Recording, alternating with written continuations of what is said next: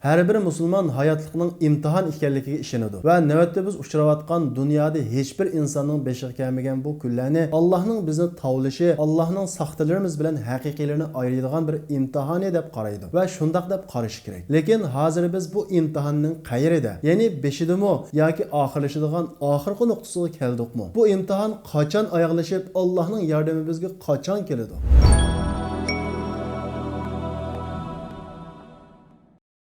Tarixda nurg'unlagan zulmlar yuz bergan. Bular qaraydigan bo'lsak, zulmning haddidan eshib, eng qabihlashgan vaqti zulmning oxirlashib, zolimlarning halokatining yaqinlashgan vaqti ekanligini ko'rib olamiz. Masalan, navbatda biz uchrayotgan zulmlarga bir tarafdan o'xshab ketadigan insoniyat tarixidagi eng vahshiy zulmlarning birisi 1258-yili Mo'ng'ullar Bag'dodga besib kirganda yuz bergan. Bu vaqtda Holaku 200 ming kishilik alohida mashqlangan qo'shin bilan Bag'dodga besib kirib, 40 kun ichida 1 million 800 ming begunoh musulmonni o'ldirgan.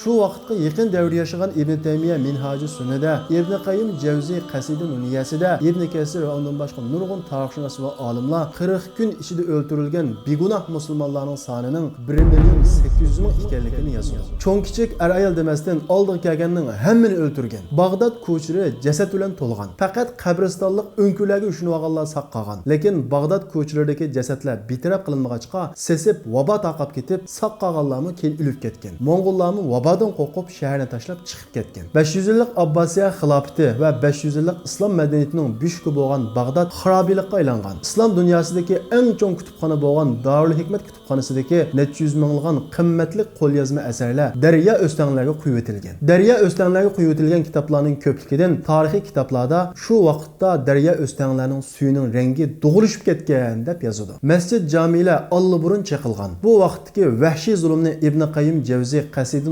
Nuniyasida sifatlab mundoq deydi. Hatta bakal islam a'da'uhul yahudu kazal majus va abidus sulbani. Bu vaqtdagi zulmning vahshiyligidan islomning dushmanlari bo'lgan yahudiylar, otashparastlar, xristianlarni yig'ilishib ketdi deb yozadi. Bu zulmning hozir biz uchrayotgan zulmga o'xshab ketadigan tarafi mana mushu. Xuddi hozir biz uchrayotgan zulmlarga yahudiy va xristianlar bizga hizdoshlik qilib yig'ilishib ketganga o'xshash, shu vaqtdagi zulmning vahshiyligidan yahudiy, otashparast va xristianlarni ularga yig'ilishib ketgan. Va bundan keyin islom imperiyasi qayta bosh ko'tarolmaydi. Bundan keyin islom xilofatida bir narsa bo'lmaydi deb keskin jazm qilishgan. Lekin ular o'ylagandek bo'ldimi? Yo'q. Zulm qancha haddidan oshsin, qancha vahshiylashsin, zolimlar qancha kuchli bo'lsin, zulm hargiz mengu davom qilmaydi. Cho'qim yo'qoladi. Payg'ambarimizning ilgari o'tgan payg'ambarlar va uningga ishonib ergashgan kishilar uningdan vahshiy zulmlarga uchragan. Zakariya alayhissalom Allohning payg'ambari turib, kishilar uni har bilan hardab o'ldirib etgan. Yahyo alayhissalomni pichoq bilan bo'g'izlab etgan. Allohga ishongan odatli kishilarlar emas, hatto payg'ambarlarmi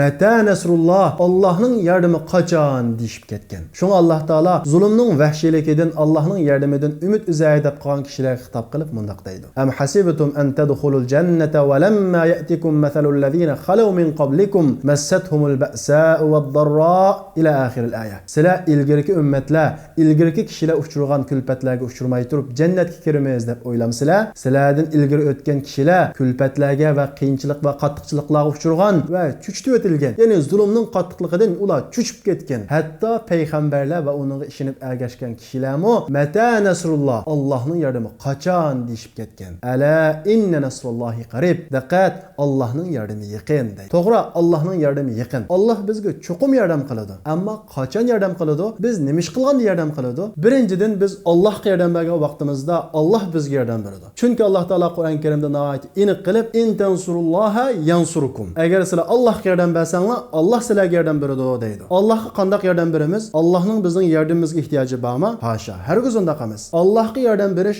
uning diniga yordam berish, uning dinini himoya qilish va Allohning hukmlariga amal qilish va mustahkam turish bilan bo'ladi. Mo'ng'ullar Bag'dodni ishg'ol qilib bo'lgandan keyin bir kuni Holakoning qizi Bag'dod ko'chalarini aylanib ketib o'tib, nurg'unlagan odamlarning bir odamning atrofiga o'lishib o'ltirganligini ko'rib, u odamning nima odam ekanligini so'raydi. Askarlar uning bir diniy olim ekanligini aytadi. Holakoning qizi u odamni darhol tutib oldiga akilishga buyuradi. Askarlar u odamni tutib Holakoning qizining oldiga akiladi. Holakoning qizi u olimdan "Sizlar Allohga ishonadigan kishilar shundaq-ku?" deb so'raydi. Diniy olim "Ha, biz Allohga ishonadigan musulmonlar" deb javob beradi. Holakoning qizi "Alloh bandalarining ishidan xalqalariga yordam berib qo'llaydi, shundaq-ku?" deb so'raydi. Diniy olim "Ha, shundaq" deydi. Holakoning qizi "Bizning sizlarning ustunlarni g'alaba qilishimizga Alloh yordam qildi, shundaq-ku?" deb so'raydi. Diniy olim "Ha" deydi. Holakoning qizi "Bu Allohning bizni sizlardan bakroq yaxshi ko'rganlik emasmi?" deb so'raydi. Diniy olim "Yo'q" deb javob beradi. Holakoning qizi hayron bo'lib "Nimishqa?" deydi. Diniy olim "Siz padijini ko'rganmi?" deb so'raydi. Holakoning qizi "Ko'rgan" deydi. Padi bilan birga bir qancha itlarning birga bo'lganligini bilamsiz deydi. Holakoning qizi "Bilaman" deydi. Agar qo'ylar padichining hukmronligining sirtiga chiqib ketsa, buyuntavlik qilsa qanday qiladi deydi. Holakoning qizi "Padichi itni avatadi, it qo'ylarni qaytirib akeladi" deydi. Diniy olim "Mana mushuninga o'xshash sizlar Allohning yer yuzidagi itlari. Biz qachon Allohning yo'lini yiroqlatsak, Alloh sizlarni bizga avatadi. Biz qachon Allohning yo'liga qaytsak, sizlar bu yerda tura olmaysizlar" deb javob beradi. Demak, olim aytgandek, zolimlarning yo'qilishining birinchi sababi biz mazlum musulmonlarning Allohning yo'liga to'liq qaytishimiz va haqiqiy musulmon bo'lishimiz. Ikkinchi sababi qo'limizdan keladigan barliq tirishchilikni ko'rsatishimiz. Alloh taolo Qur'on Karimda "A'iddu lahum mastata'tum." Sizlar bu zolimlar, sizlarning yurtinglarni besib kirgan bu dushman zolimlar uchun toqatinglar yetgancha tayyorlik qilinglar deydi. Alloh taolo yana bir oyatda "Laysa lil insani illa ma sa'a."